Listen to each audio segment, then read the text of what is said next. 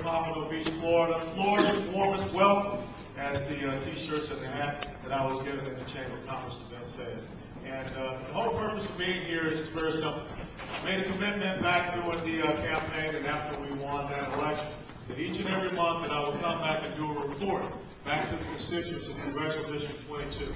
Last night we were up in Riviera Beach. We had a town hall meeting there.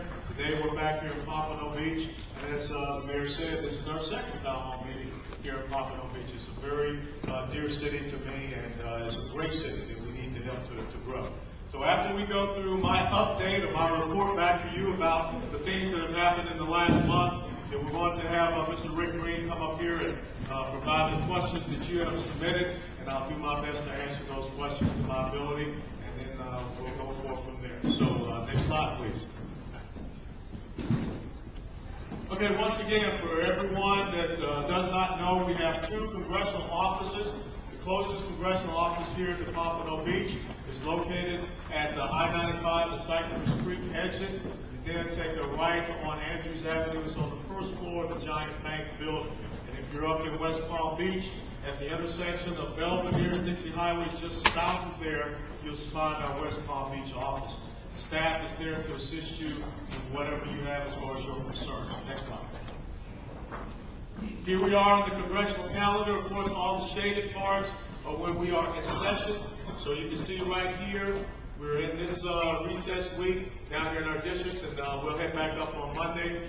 And if you look at that calendar, one of the things that I did immediately back after getting elected, I said that there was not enough shaded portions in this calendar. We only have about, I think, 130, 140 some odd days. We're actually up there working in session. I really think that we should be up there working a little bit harder. So that was the things that I did in mind unnecessary. Okay, serving on two committees. Of course, after being in the United States military for 22 years, I think the first committee is pretty much so self-explanatory, the Armed Services Committee. And last week, if you have a very boring life, you got to see the fact that we did the markup, the preparation of the National Defense Authorization Act, which talks about the funding of our military for fiscal year 2012. We started Wednesday at 10 in the morning. We finished Thursday at 3 o'clock in the morning. But we went through all the amendments, all the funding issues, by all the different subcommittees. And that will be now brought before the full House of Representatives next week or the week after. And you see I said also on two subcommittees, emerging threats, which does deal with our special operations forces, and then also military personnel. The other one, small business committee. Great committee to be on, because all you have to do is get out on US Highway 1, look at all those closed storefronts here in Pompano Beach. If we are going to turn around the economic engine of this country, we've got to get those storefronts back open up. We've got to get small businesses back open. And tonight, after this, at 4 o'clock, we're going to have our first Small Business Advisory Council meeting, because I need to have individuals that can tell me exactly what I need to be focused on from the ground down here. Some very successful business owners that can be my eyes and ears. Next slide. Okay, some of the major legislation here in the last month to repeal the grants going to these state health care exchanges. Just a big expansion of the government. We don't need to do that. The second one you see, I was one of 4 Republicans that went against my party, because $100 million over the course of 10, 11 years to go against the construction of school-based health care centers, I did not see that as something that we should be doing. And there was even some people that, even on the right side, kind of got a little upset with me with that vote. But I would challenge anyone. If you can find someone that stands any better on cutting spending in Washington, D.C. unnecessarily, then find someone better than my position I have. But this is not an opportunity for us to do the right thing.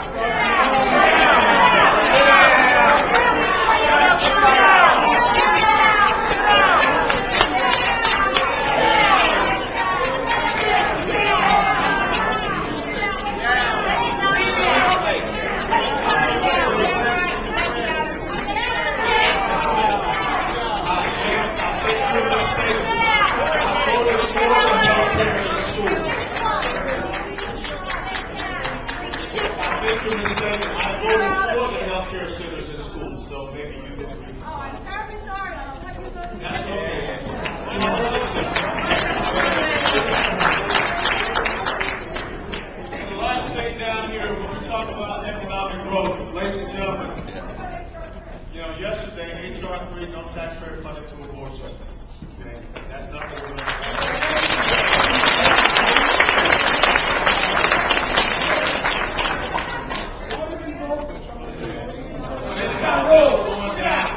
We're going to talk about oil exploration. One of the things that we have to be concerned about here with energy exploration. Yesterday I had the opportunity to go to a gas station. We have got to turn this thing around. Back in January of 2009, it was $1.89 was the average and the price for a pump and the pump. Now we're talking about $3.91 as the average. The United States of America has to get into the job of producing, consuming, and maybe even exporting the full spectrum of the energy resources that we have. And let me tell you something. If you live here in Florida, Cuba is already selling leases 10 miles outside of our international water line. There's a Spanish company called Repsol that has already bought up, I think, 2 or 3 of those leases. Now, those plots that they have bought up are at deeper depth than the Deepwater Horizon. And if you can understand modern technology with slant drilling, you can slant drill up to 40 miles beneath the surface of the ocean. And that means they can go into our continental shelf. If drilling is going to be done, if the exploration for natural gas, for nuclear, for coal, for hydrogen, for biofuels, down to the solar, and also the wind, those renewables, we need to be the ones doing it. And we need to do it right now because it's a national security issue, it's an economic issue, it's an economic issue.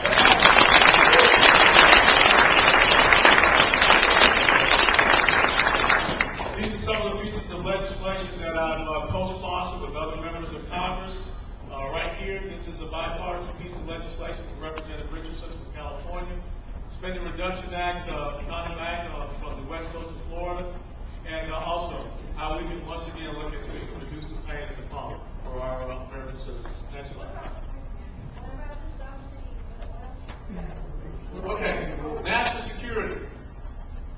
I have done this bipartisan with Ted Deutsch, looking at Iran. And also, I was one of the first people that came out and talked about the fact that the $3 billion that we are sending to Pakistan, we probably need to not be doing that. Yeah.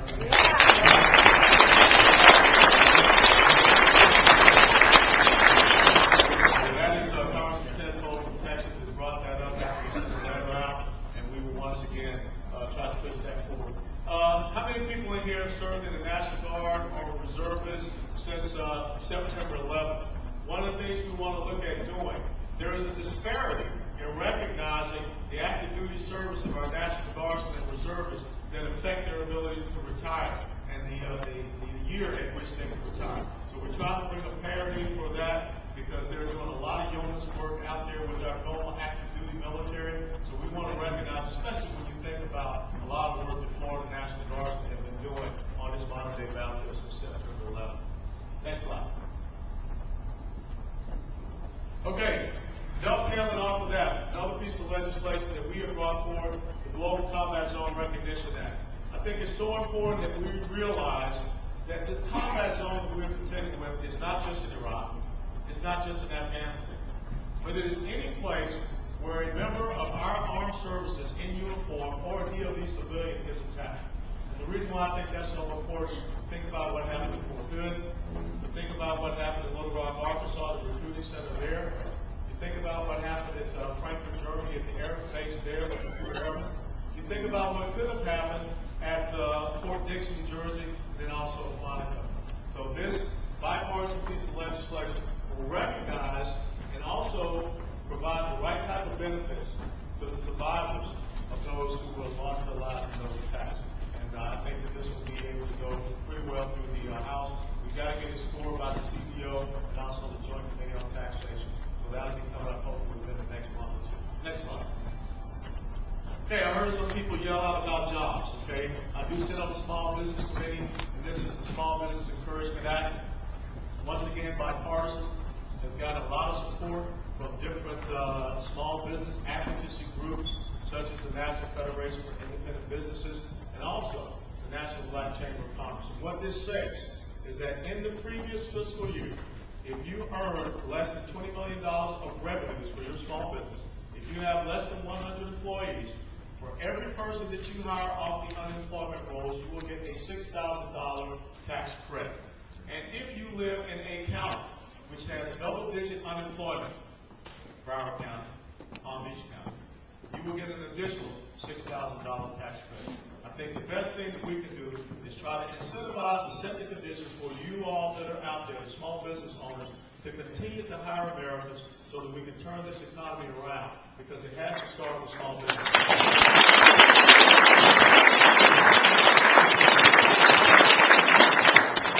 This is a graph that shows you where gas prices have gone over the past couple of years. And this is the days where we find ourselves. You know, going from, as I said, $1.84 up to the $3.91. And of course, yesterday, the Supreme Unleaded was at $4.50, where I was pumping up in West Palm Beach. We've got to do something about this. We've got to turn it around as far as opening ourselves up so that we can get to these leases that we have offshore and also onshore. Sit down.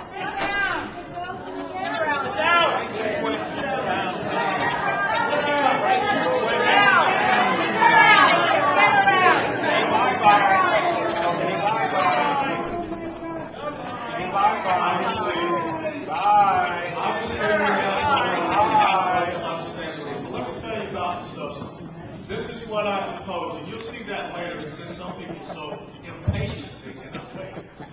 What I'm proposing is that the corporate business tax rate that we have in the United States of America, which is 35%, the second highest in the world, we take that corporate business tax rate, we bring it down to 20 to 22%. We get rid of all subsidies, we get rid of all loopholes, and that's the way that we can inspire our corporations and businesses to come back to the United States of America so that we can have production, we can have manufacturing.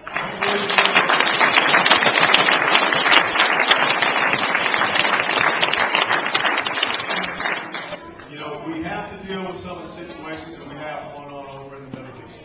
When I look at what's happening in Pakistan, it's an incredible concern that I have. Now, I spent 2.5 years in Afghanistan. One of the things that we knew down in Kandahar was anytime we put pressure on the Taliban, they went across border to Pakistan. We really do understand probably that Mullah Omar, who is the head of the Taliban, is hiding out over in Quetta, Pakistan, just across the border. The fact that Osama bin Laden was residing in Abbottabad, which is the home of the 2nd Pakistani Army Division, and also the home of their version of West Point. The fact that he only had 2, I believe, members who were providing security for him, there are 3 things. It's either ignorance, it's either incompetence, or it's complicity. Now, any one of those is bad. The sum of all 3 of those is even worse. So I think that now is the time for the United States of America to take a tough stand for Pakistan. Because in the week before Osama bin Laden was killed, the president of Pakistan made a call to the president of Afghanistan, and he asked the president of Afghanistan, Hamid Karzai, to go into a long-term security arrangement with Pakistan and China, not the United States of America. We have some serious concerns that we have to contend with Pakistan, and I think we need to do that now. The next thing we have to be concerned about in the Middle East is the fact that also about 2.5 weeks ago, Fatah, Palestinian Authority, and Hamas went into a reconciliation pact. Hamas has as part of its charter the destruction of the state of Israel. We are sending American taxpayer dollars to the Palestinian Authority under Mahmoud Abbas. We need to stop that right now. We need to send a very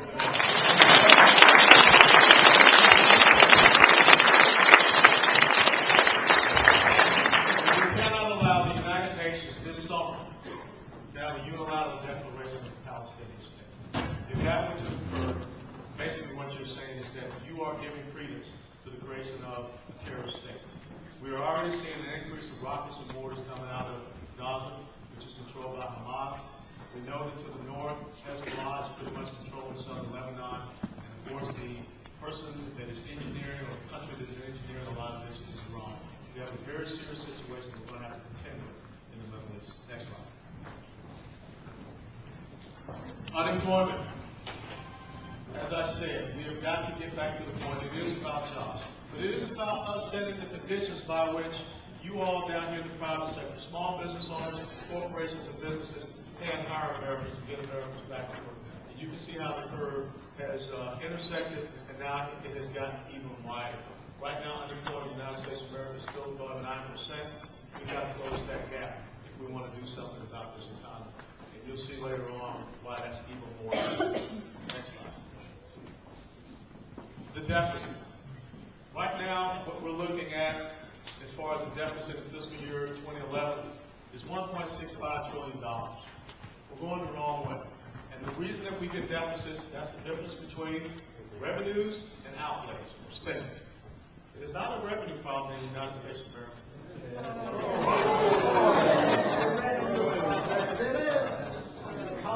It's not a revenue problem in the United States of America. It's a spending problem. When you're talking about bringing in $2.2 to $2.3 trillion, $2.2 to $2.3 trillion, it's a spending problem of the government. When government has continued to spend $3.5 trillion, $3.6, up to $3.8 trillion, okay, you can raise taxes up to 150% on those people that earn more than $100,000. You still will not be able to cover the deficit that we have in this country. It is a spending problem and the interest that we have to contend with. And that's where we have to turn this around. Next slide. And the same thing with this debt. As you know, yesterday we hit the debt ceiling of $14.3 trillion. The debt that we have in the United States of America is right now 66% of our GDP. And if you get to the point where your debt is 80% of your GDP, then you're going to start to flatline your economy. Once again, it is about the fact that the federal government is growing too big, the federal government is borrowing too much money, and the federal government is putting this United States of America in a terrible situation. This is what we have to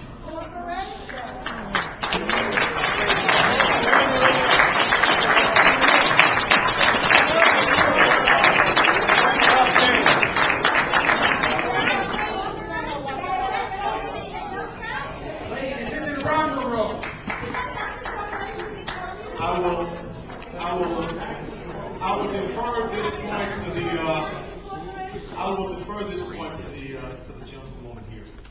It's very interesting to me that the one corporation that paid absolutely no taxes and had 77% profit was the same corporation that is very friendly to the President of the United States.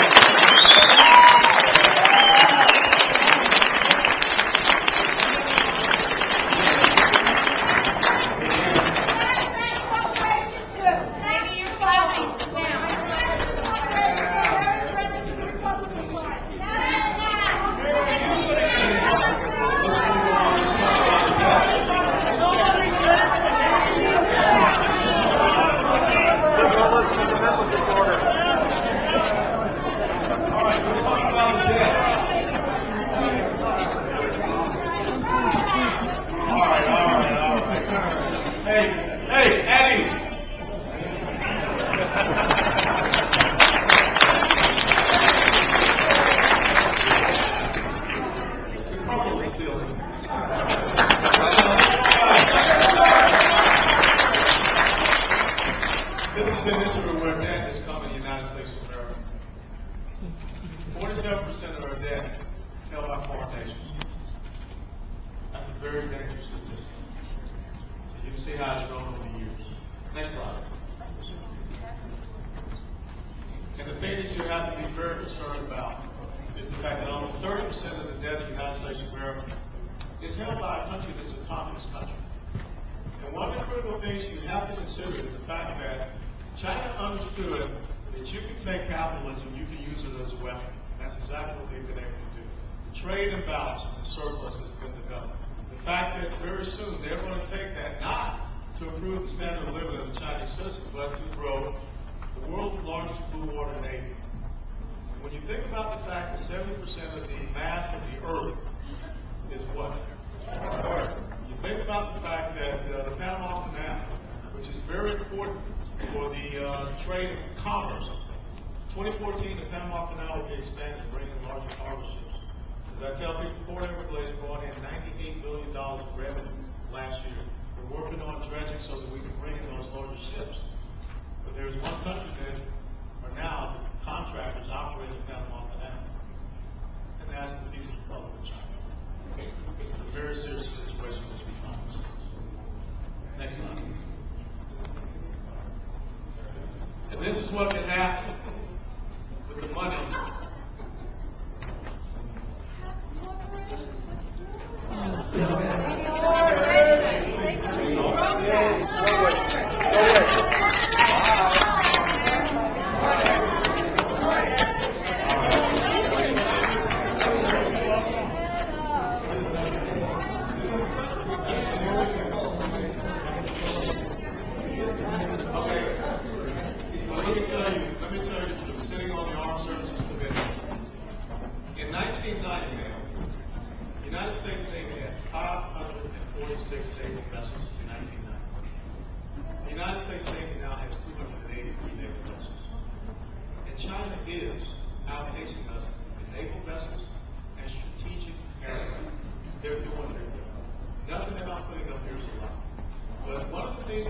teach you in the military is you have to consider two things. You have to consider the most likely and the most dangerous course of action before you go into a battle. And that's what I'm considering. Next slide. This is what the pie chart looks like back in fiscal year 10. And you can see $3.5 trillion, as I continue to tell you, is about the spending, it's not about the revenues. Now, many people have said, get rid of defense spending. Even if I got rid of all defense spending, you can see that still is not going to have the effect that is necessary to do anything for the deficit of the United States of America.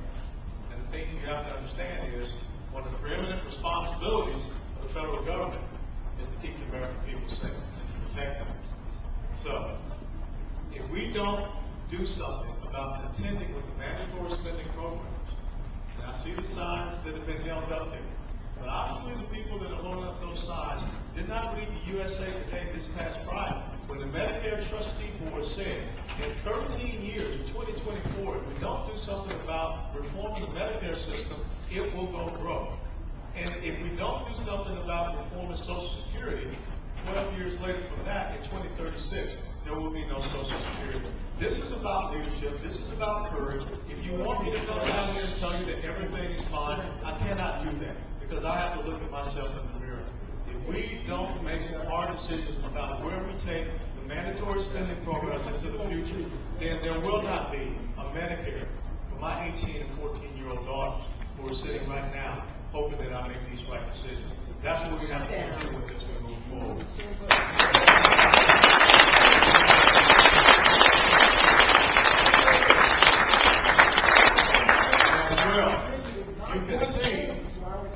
You can see exactly right here what the problem is.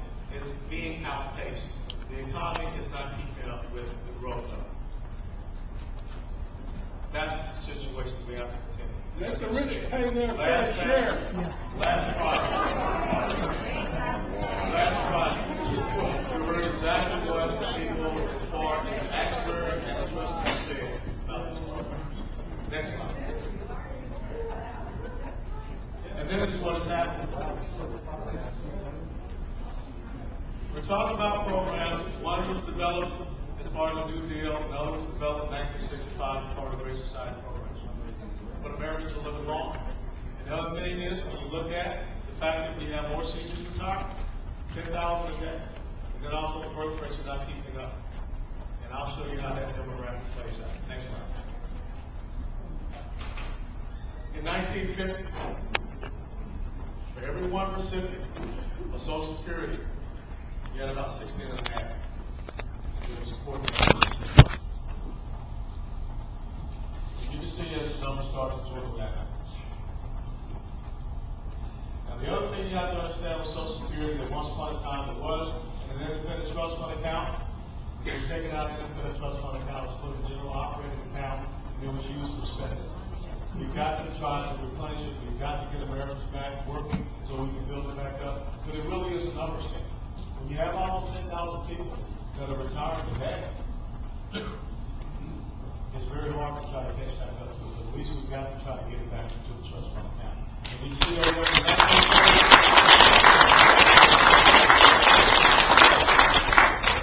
from 1950 to today, we're talking about an increase of 10 years in life expectancy. We are living longer in the United States. Next slide. And we already see right now, you go around and talk to a lot of the doctors.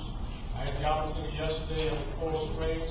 I was there at the Coral Springs Medical Center, and I spoke with the president and CEO of the Broward Healthcare System. And this is a big problem for them. And a lot of doctors are starting to turn away from Medicare because they're not able to keep up.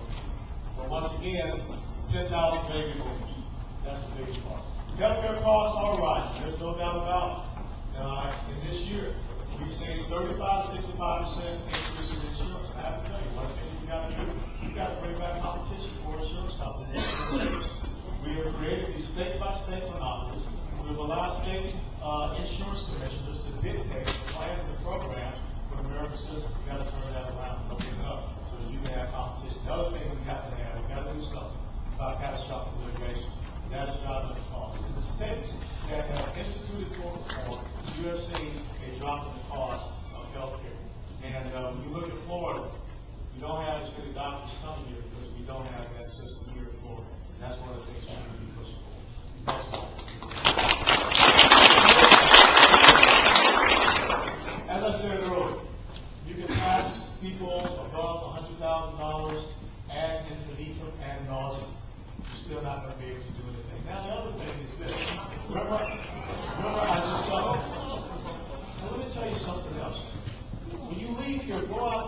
south of US Highway 1.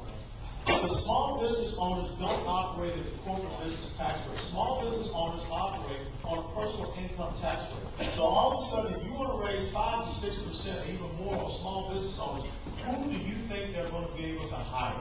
Nobody. So let's start thinking about the common sense. Let's start setting conditions for our small businesses to grow. And There's nobody there you go back where? and you study, There's nobody you go back and you there study where? history, sir. Calvin Coolidge and Harding took the marginal tax rates of those brackets and brought it down to 24%. And the percentage of revenue as per GDP increased. After that came Hoover and Roosevelt. They took it from 24% to 83%, and the percentage of revenues decreased. Even John F. Kennedy took it from 91% down to 71%. The success of Bill Clinton was that he did understand that you can have tax cuts, but you have to stop the growth of the federal government. Welfare reform came under Bill Clinton. It did not come under the Republican president. The problem with George W. Bush, you can't have tax cuts and grow government at the same time. That's the problem.